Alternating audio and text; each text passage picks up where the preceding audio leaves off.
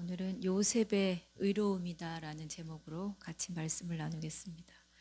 이제 봄이 되어서 저희 또 전도협회에서 봄학기 새소식반이 다음 주부터 시작이 됩니다. 이번 학기의 주제가 예수님의 생애예요. 그래서 예수님의 태어나심부터 또 예수님의 자라가는 과정, 또 사역하고 죽으시는 그런 예수님의 생애에 대한 본문이어서 오늘은 마태복음 1장을 가지고 요셉의 의로움이다라는 제목으로 같이 말씀을 나누겠습니다. 마태복음, 마가복음, 누가복음, 요한복음을 우리는 사복음서 또는 공감복음이다라고 이렇게 말하죠. 오늘 우리가 읽었던 이 마태복음을 기록한 저자는 세리 마태예요. 그렇다면 마태는 오늘 이 마태복음을 누구를 위해서 이 글을 지금 기록하고 있는 걸까요? 우리가 누군가에게 글을 쓸 때는 반드시 그 글을 읽어보는 사람이 있잖아요. 오늘 마태는 유대인들을 위해서 마태복음을 기록하고 있다는 거죠. 그럼 마가복음은 누구를 위해서 마가복음을 기록했을까요? 로마인들을 위해서 마가가 마가복음을 또 기록합니다. 누가복음은 의사 누가가 기록하는데 누구를 위해서 또 그 글들을 기록했을까요? 이방인들을 위해서 또 누가복음이 기록되어지죠.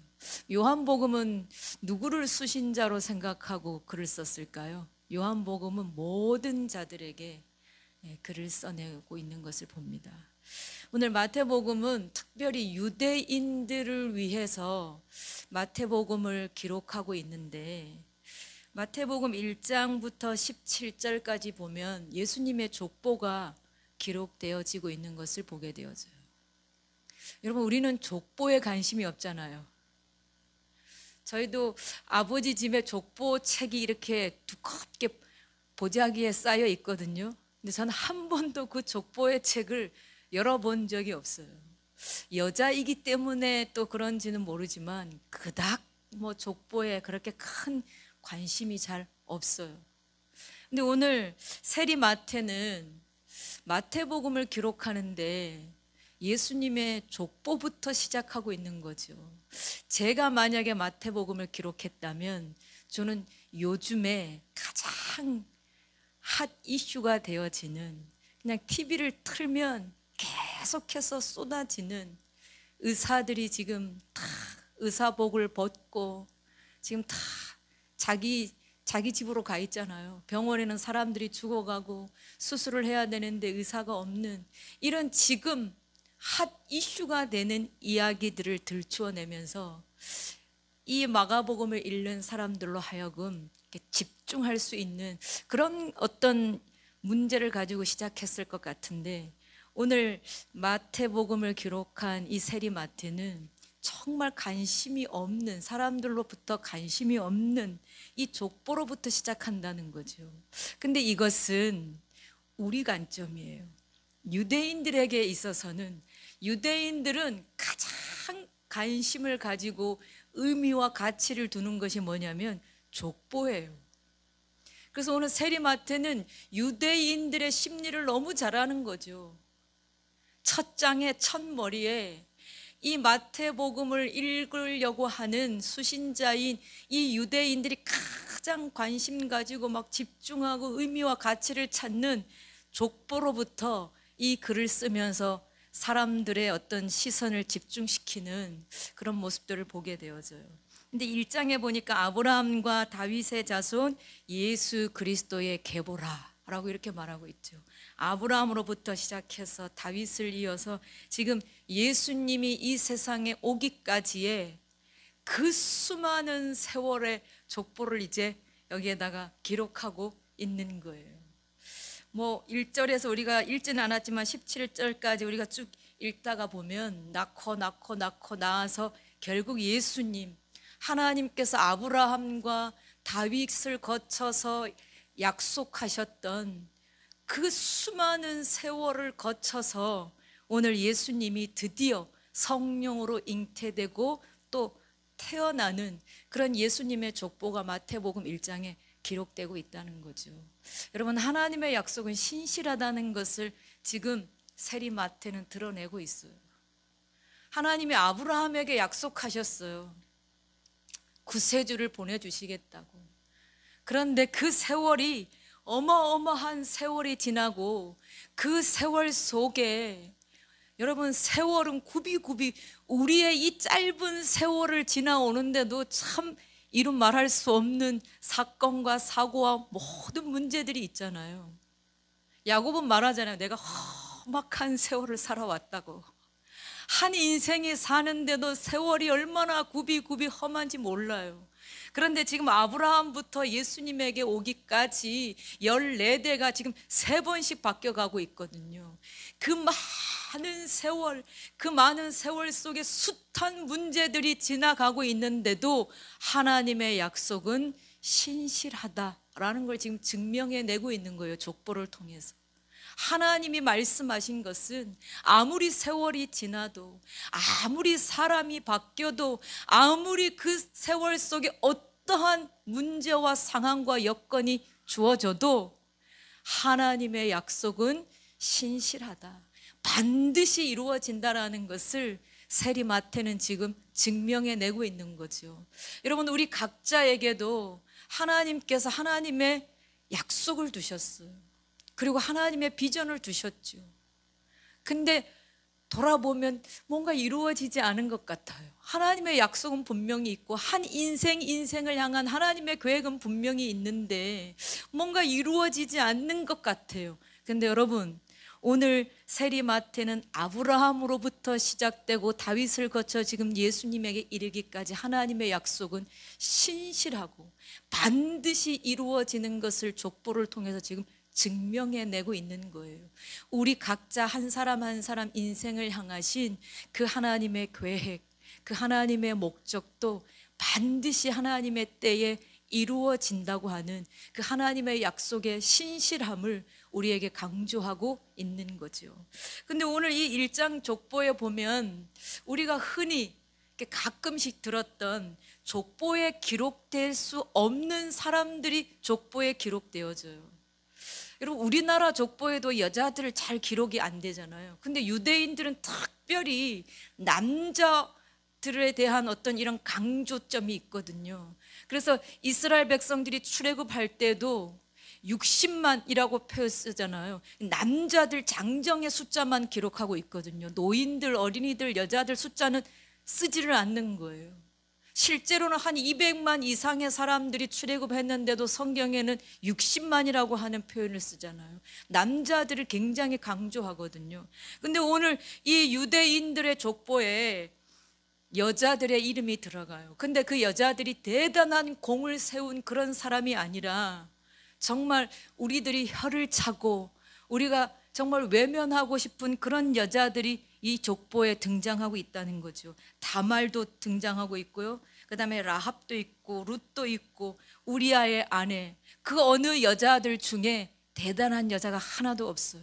다 창녀고 그리고 정말 이방인이고 보잘것없는 여인들인데 이 여인들이 유대인들이 그렇게 중요하게 여기고 지금 예수님까지 오는 이 족보에 이 여인들의 이름이 기록되고 있는 거죠. 사실 좀 빼버려도 괜찮잖아요. 근데 세리마태는 이 여인들의 이름을 굳이 끼워 넣어요. 왜 그럴까요? 이 마태복음을 기록한 세리마태가 마치 이 여인들과 같은 입장에 서 있었던 사람이었거든요.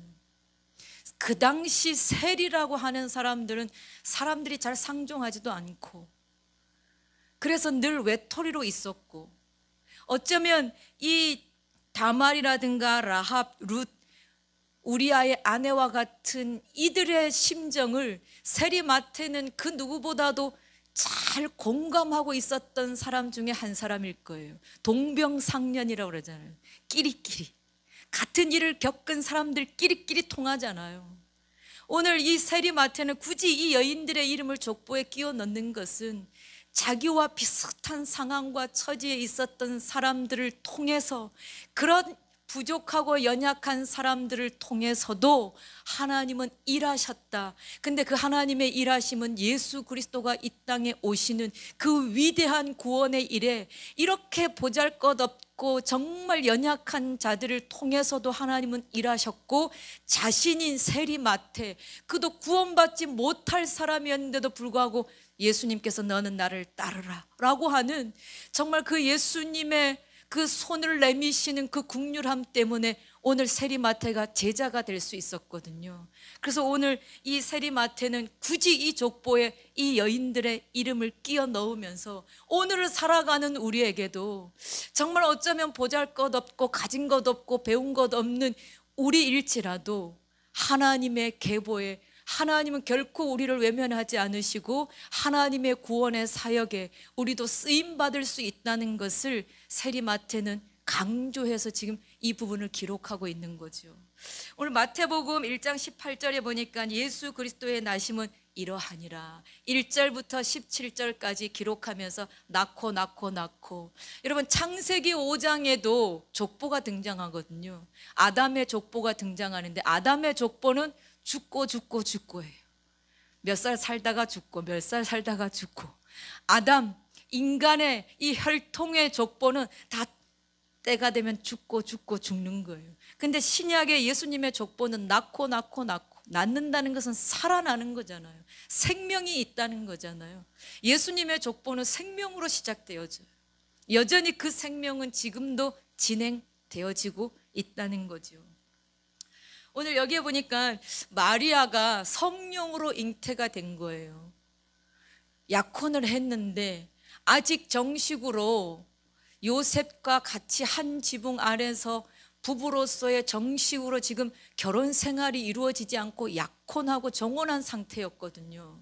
법적으로는 이것이 효율이 있었지만 실제적으로 한 지붕 안에서 부부로서 삶을 살지는 않은 상태인 거예요. 근데 마리아가 임신을 한 거죠. 참 이 받아들이기 어려운 상황인 거잖아요. 이때 오늘 요셉은 19절에 보니까 그의 남편 요셉은 의로운 사람이다 라고 이렇게 말하고 있어요. 제가 이 본문을 이렇게 쭉 읽고 정리를 하면서 이 요셉의 의로운 사람이다 라고 하는 것에 큰 이렇게 감동이 오더라고요. 여러분, 의로운 사람이라고 하는 것은 어떤 개념을 가진 사람일까요? 우리가 생각하는 의로운 사람이다 라면 여러분 어떤 사람으로 생각되어져요? 정의로운 사람? 불의를 보면 참지 못하는 막 정의로운 사람? 이런 사람이 의로운 사람이에요? 아니면 마음이 착하고 부드러운 사람, 이런 사람이 의로운 사람일까요? 아니면 어려운 사람을 도와주고 힘든 사람이 있으면 가서 도와주고 내 것을 나누어 주고 이것이 의로운 사람일까요? 저도 처음에는 의로운 사람, 그럼 그 사람은 좀 가난한 사람 도와주고 불쌍한 사람 있으면 도와주고 아픈 사람 있으면 싸매주고 이런 사람이 의로운 사람이겠구나 생각했는데 아니더라고요.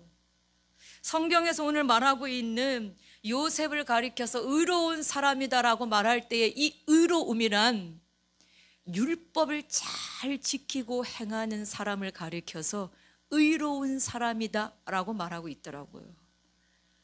율법을 있는 그대로 모세 오경에서 나오는 그 율법, 하나님께서 주신 그 율법을 틀림없이 그 율법대로 지키면서 그 율법대로 행하는 사람을 가리켜서 성경은 뭐라고 말하는가 하면 의로운 사람이다 라고 이렇게 말하고 있어요. 여러분, 요셉은 그 율법을 딱 지키면서 율법 안에 있는 사람이에요. 근데 그 의로운 사람이 지금 마리아가 성령으로 아이를 잉태했다고 하는 이 얘기를 듣고 얼마나 많이 고민됐겠어요. 신명기 22장 23절에 보니까 이런 이야기가 있더라고요. 정혼을 했는데 어떤 여자가 다른 남자와 함께 옳지 못한 일을 하다가 그것이 들키게 되어지면 둘 다 잡아가지고 성 앞에서 그들을 돌로 쳐서 죽인다는 거예요. 왜냐하면 성 안에 있었기 때문에 소리를 지를 수 있었는데도 불구하고 소리를 지르지 않았기 때문에 돌에 맞아 죽어도 당연하다는 거죠. 이처럼 율법이라고 하는 것은 굉장히 엄한 거예요. 눈에는 눈, 이에는 이, 굉장한 율법이죠. 오늘 요셉은 그런 율법에 너무나 익숙하고 그 율법대로 살았던 의로운 사람이었어요. 그 율법에 딱 물들어 있는 이 의로운 사람 요셉이 자신의 아내가 어떤 부부의 관계를 하지도 않았는데도 불구하고 아이를 잉태했다고 하는 이 이야기를 들을 때 율법의 잣대를 갖다가 들이대면 그건 말로 설명할 수가 없는 거예요. 신명기에서 하고 있는 것처럼 마리아를 끌어내서 그 마리아의 부정함을 드러내고 심판하고, 그리고 그 수치를 드러내서 모든 사람들 앞에서 마리아를 부정한 여인으로 판단하고 돌을 들어서 그 마리아를 쳐 죽여야 하는 것이 의로운 사람 요셉이 해야 하는 일이었어요. 근데 요셉이 오늘 성경에 보니까 이 일을 생각할 때라고 20절에 그렇게 말하고 있거든요. 얼마나 많이 고민했겠어요. 율법의 잣대를 갖다가 들이대니 이 마리아의 행동은 어느 것 하나 이해되는 것이 없고 설명할 길이 없는 거예요.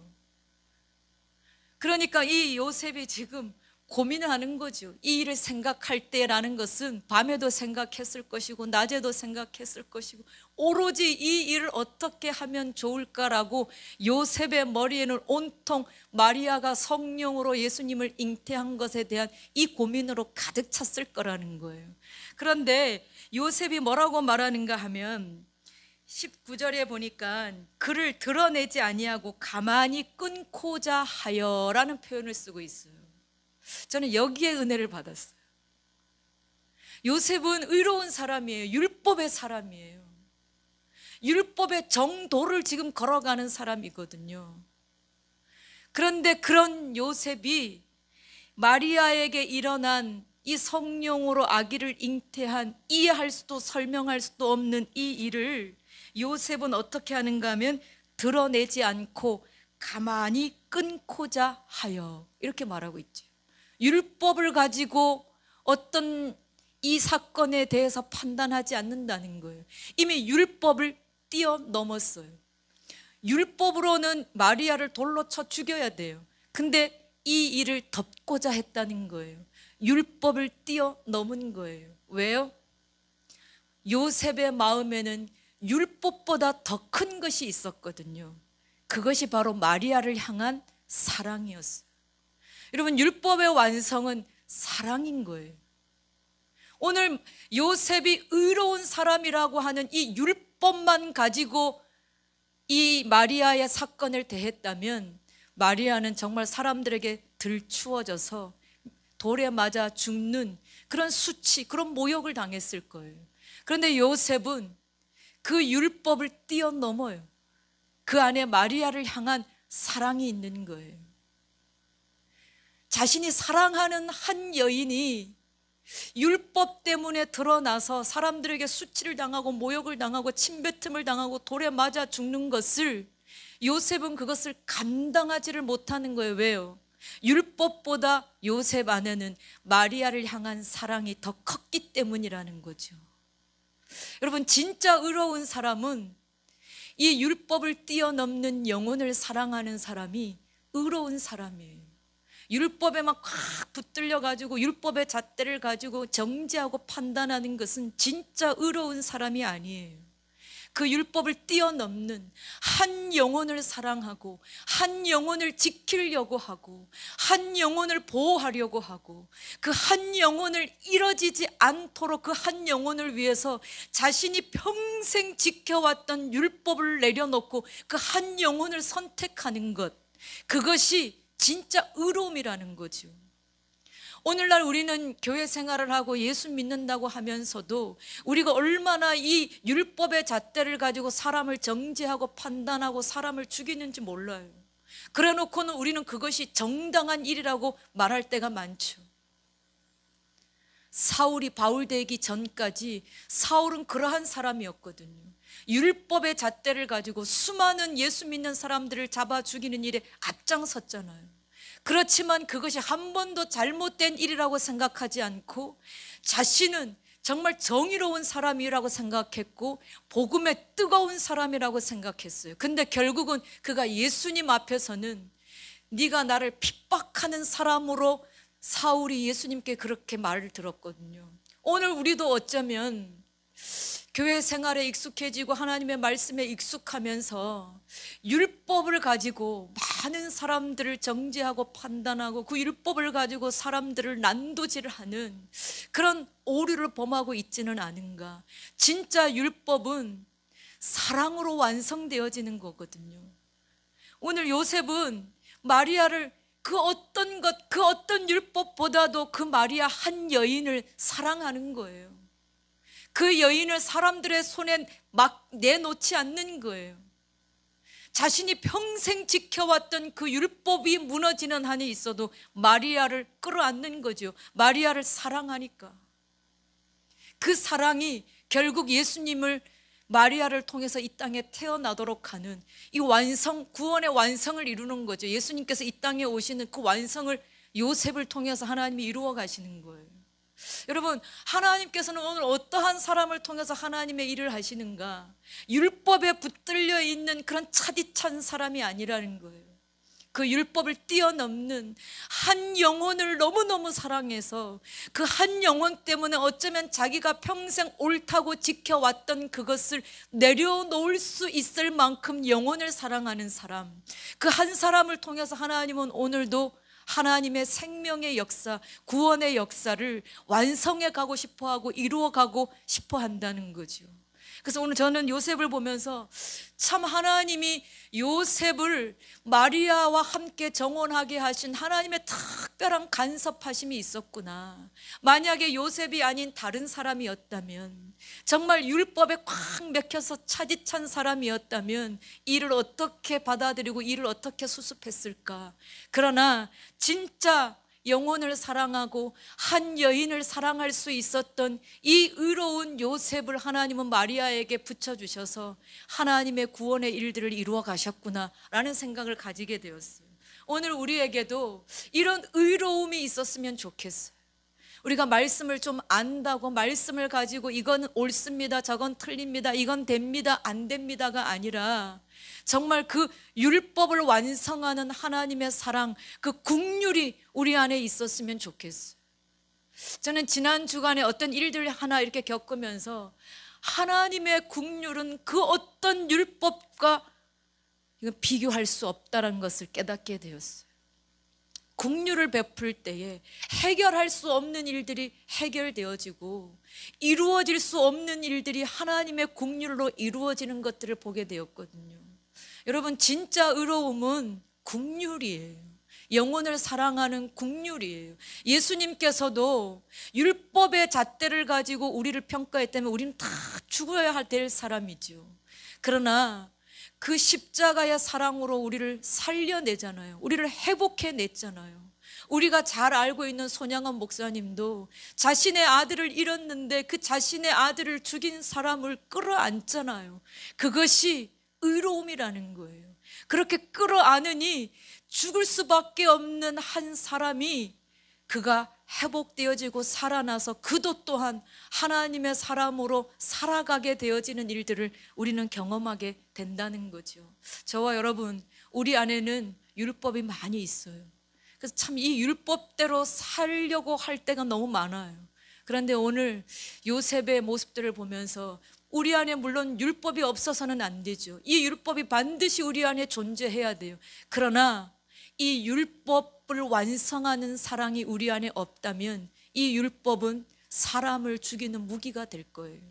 하나님을 사랑하고 영혼을 사랑하는 이 사랑, 이 긍휼이 우리 안에 있을 때 우리 안에 있는 이 율법이 완성되어서 더 많은 사람들을 회복하고 살리는 그런 거룩한 도구가 될 줄로 믿습니다. 기도하겠습니다. 사랑하는 하나님, 감사합니다. 하나님의 약속은 신실합니다.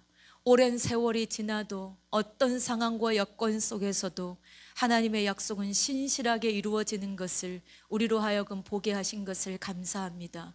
오늘 예배하는 우리를 향한 하나님의 계획과 비전도 반드시 이루어질 줄로 우리가 믿습니다. 사랑하는 주님, 오늘 요셉의 의로움을 우리가 들었습니다. 아버지 하나님, 우리에게도 얼마나 많은 율법이 우리로 하여금 다른 사람을 정죄하고 판단하게 하는 줄 모릅니다.